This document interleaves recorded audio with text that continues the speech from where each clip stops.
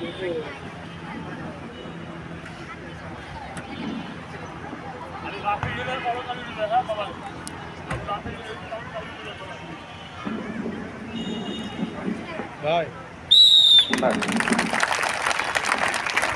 অতিথি মহোদয় যারা মোহাম্মদ শাহজাহান তৃতীয়বার পিএইচডি মহাপুরী পুলিশ পরিদর্শক রাজশাহী রাজ্যের রাজশাহী স্যারকে আমরা আন্তরিক অভিনন্দন এবং শুভেচ্ছা জানাচ্ছি।